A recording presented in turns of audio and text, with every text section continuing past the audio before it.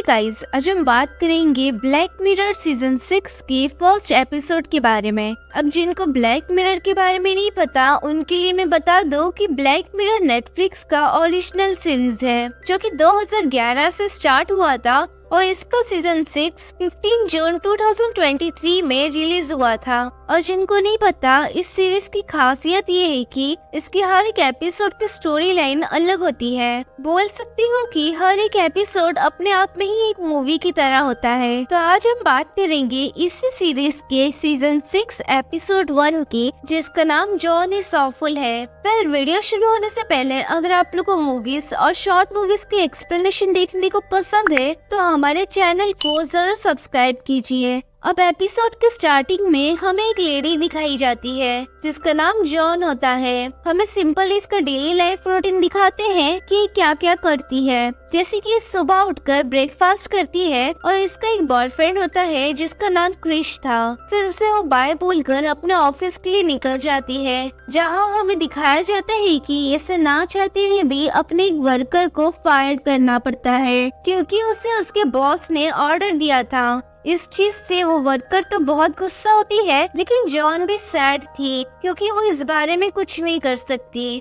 यहाँ तक हमें इतने सीन्स देखकर एक चीज तो क्लियर हो जाती है कि जॉन की लाइफ काइंड ऑफ परफेक्ट होती है। इसके पास एक अच्छा जॉब होता है, फाइनेंशियल फ्रीडम होती है और एक अच्छा लविंग बॉयफ्रेंड होता है। और मोस्ट इम्पोर्टेंट, ये एक हैप्पी पर्सन होती है और प्लस इसका नेचर भी बहुत स्वीट होता है। ये सभी से अच्छे से बात करती है, लेकिन यहाँ से चीजें थोड़ी डिफरेंट होना स्टार्ट होती है। सबसे पहले ये थेरेपी सेशन में जाती है जहाँ पर वो वही सब बोलती है कि इसकी लाइफ अच्छी चल रही है, लेकिन फिर ये अपने पास्ट रिलेशनशिप को बीच में ले आ जाती है जहाँ पर वो बताती है कि पहले उसका एक बॉयफ्रेंड था जो कि अभी उसका एक्स है जिसका नाम मैक था। फिर वो बताती है कि उसे मैक के साथ ज्यादा अच्छा लगता था और उसकी पर्सनल और प्रोफेशनल लाइफ उस टाइम ज्यादा अच्छी थी। और ये एक चीज और बोलती है कि जब भी वो अपने आप को मिरर में देखती है तो उसे ऐसा लगता है कि वो कोई और है, ये अपनी लाइफ की मेन कैरेक्टर नहीं है, ऐसा उसे लगता है। अब आप लोग इस लाइन को याद रखना क्योंकि यही मेन प्लॉट है इस एपिसोड का। यहाँ से वो जाती है अपने एक्स बॉयफ्रेंड से मिलने क्योंकि वो उसे सुबह से मैसेज करके परेशान कर रहा था। तो ये सोचती है कि चलो एक बार मिले लेते हैं। तो वो वहाँ जाती है और उससे बातचीत करती है और थोड़ी बातचीत के बाद वो दोनों किस कर लेते हैं, जो कि उन्हें नहीं करना चाहिए था। हालांकि जो लास्ट में ये बोल के निकलती है कि बस ये एक मिस्टेक था, मैं क्रिश को नहीं छोड़ सकती, यानी कि उसके करंट बॉयफ्रेंड को। ना जब वो अपने घर जाती है तो वो और उसका बॉयफ्रेंड डिसाइड करते हैं कि ये दोनों कोई सीरीज देखेंगे। ये ओपन करते हैं स्ट्रीमबेरी, जो कि बेसिकली नेटफ्लिक्स होता है, लेकिन बस उसका नाम चेंज किया गया था। ये स्ट्रीमबेरी पे कोई अच्छी सीरीज देखने को ढूंढ रहे होते हैं, तभी उनके सामने एक न्यू सीरीज आती है जिसका नाम जॉन इज ऑफुल होता है, जो कि अपनी मेन लीड का भी नाम है। हालांकि सीरीज में जो लीड होती है वो सलमा हायक होती है, जो कि हॉलीवुड की बहुत फेमस एक्ट्रेस है। अब जब इस सीरीज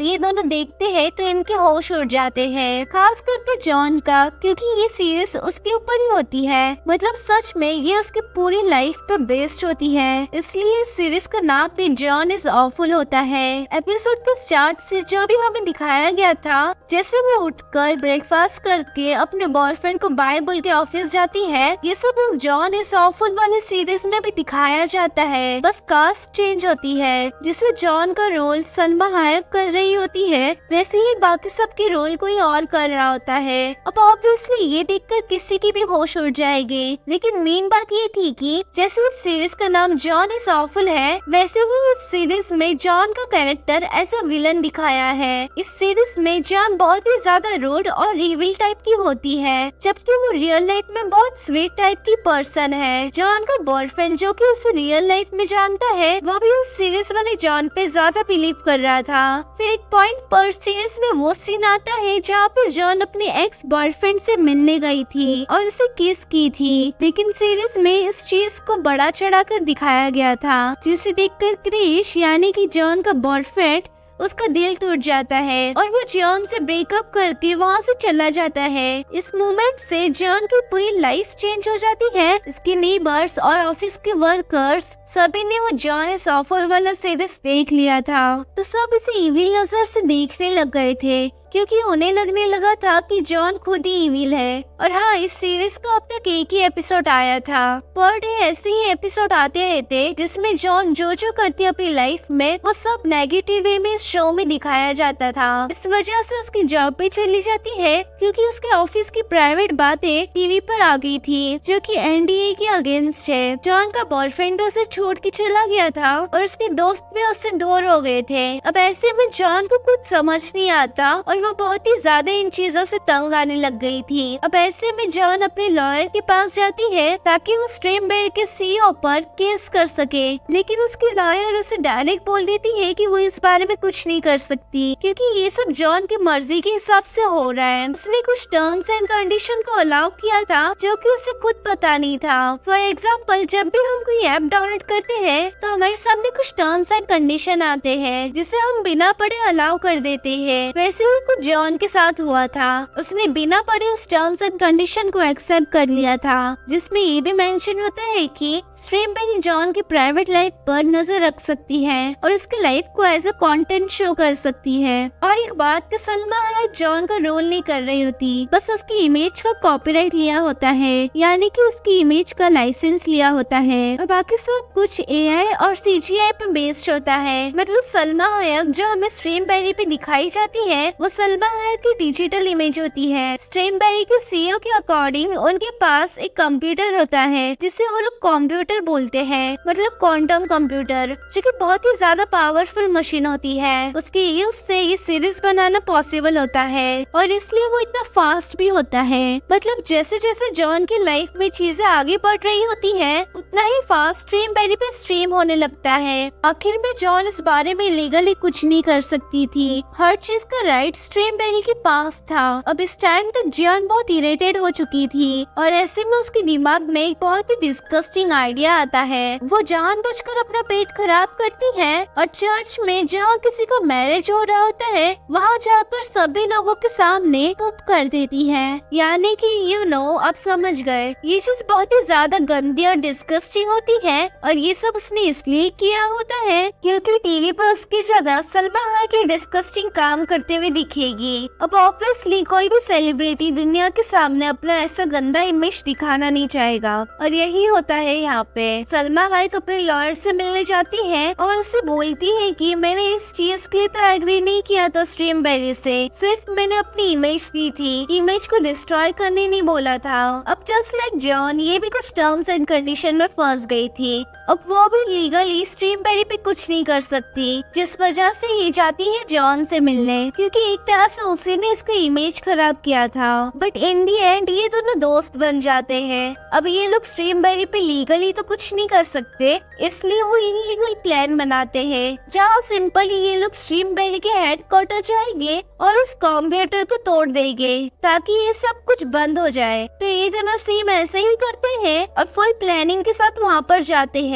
और फाइनली उस क्वांटम कंप्यूटर के सामने आते हैं और अब सब कुछ यहाँ पर रिवील होता है। पहले हमें पता चलता है कि जो यहाँ की सीईओ है उसके प्लान्स बहुत बड़े हैं कि जॉन इस ऑफर सिर्फ एक पहला प्रोजेक्ट होता है और इसके आगे लाखों प्रोजेक्ट्स की लाइन लगी होती है। मतलब और जॉन जैसे नॉर्मल लोगों पर सीरीज बनाने का प्लान होता है इसका। और ये सीईओ इसका भी आंसर देती है कि क्यों ये लोगों को ऑफुल यानी कि नेगेटिव वे में दिखाना चाहती है। तो इन लोगों ने पहले पॉजिटिविटी का भी ट्राई किया था जहाँ पे लोगों को अच्छे वे में दिखाया जाता था, लेकिन लोगों को वो चीज ज्यादा पसंद नहीं आई। बट जब इन लोगों ने जॉन इस ऑफर रिलीज किया तब उस चीज से तुरंत ऑडियंस इंक्रीज हो गई। इससे ये प्रूफ होता है कि लोग पॉजिटिविटी से ज्यादा नेगेटिविटी की तरफ अट्रैक्ट होते हैं। इसके बाद यहाँ पे और एक ट्विस्ट निकल के आता है कि एक बेपे नाम का आदमी होता है, वो हमें बताता है कि जो हम स्टार्टिंग से जॉन देखते आ रहे हैं वो रियल जॉन नहीं होती है,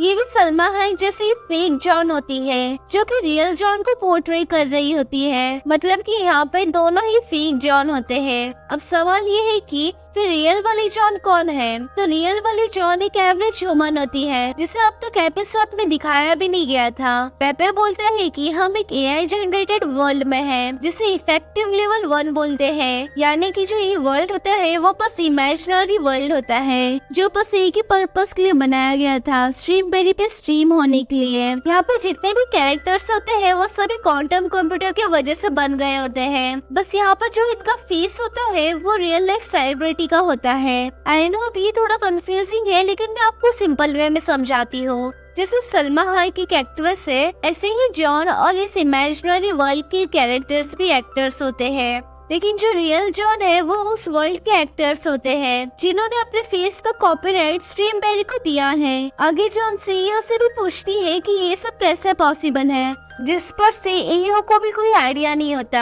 उसके हिसाब से ये सब मैजिक होता है। अब ये चीज टाइम ट्रेवलिंग से भी ज्यादा कंफ्यूजिंग है, बट ऐसे समझो कि यहाँ पे 3 जॉन है। सबसे पहले वाली जॉन जो रियल जॉन है वो एक एवरेज ह्यूमन है। उसके वर्ल्ड में एनी मर्फी नाम की एक एक्ट्रेस होती है जिसने अपना इमेज स्ट्रीम बेरी को बेच दिया होता है, तो वो बन गई सेकेंड जॉन, जिसे हमने स्टार्टिंग से देखा है। और यहाँ पर जाके क्रिएट होती है फिक्टिव लेवल 1। फिर इस फिक्टिव लेवल 1 में सलमा हाइक ने अपनी इमेज स्ट्रीम बेरी को बेच दिया था, तो ऐसे थर्ड जॉन बन गई और क्रिएट हो गया फिक्टिव लेवल 2। और ऐसे ही करके क्या पता कितने जॉन बन गई होगी। लेकिन यहाँ पर सब कुछ फेक है, बस एक ही जॉन और एक ही वर्ल्ड रियल है। और हाँ, क्वांटम कंप्यूटर की वजह से ही ये इमेजिनरी वर्ल्ड के कैरेक्टर्स को नहीं पता होता कि वो रियल लाइफ में कौन है। यहाँ इतना सोचने की जरूरत नहीं है, क्योंकि खुद सीरीज वाले एक्टर्स को कुछ समझ नहीं आया। वह लास्ट में जॉन उस क्वांटम कंप्यूटर को डिस्ट्रॉय कर देती है, और ऐसा करते ही यहाँ पे जितने भी फिक्टिव लेवल्स थे, मतलब कि इमेजिनरी वर्ल्ड जो स्ट्रीम बेरी पे स्ट्रीम हो रहे थे, वो सब भी डिस्ट्रॉय हो जाते हैं। और तभी हमें रियल वाली जॉन देखने को मिलती है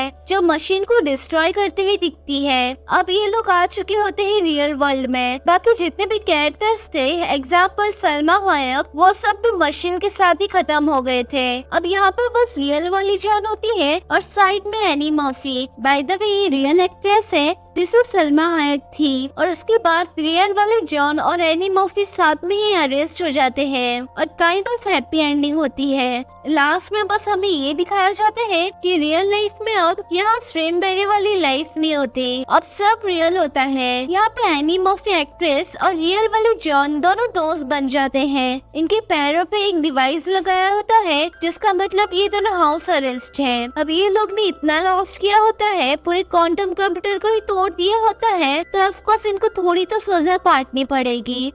वेल, आज की वीडियो यहीं पे खत्म होती है। आई होप कि आपको ये स्टोरी ज्यादा कंफ्यूजिंग ना लगी हो। बाकी अगर वीडियो पसंद आया हो तो लाइक जरूर करना और सब्सक्राइब करना बिल्कुल मत भूलना।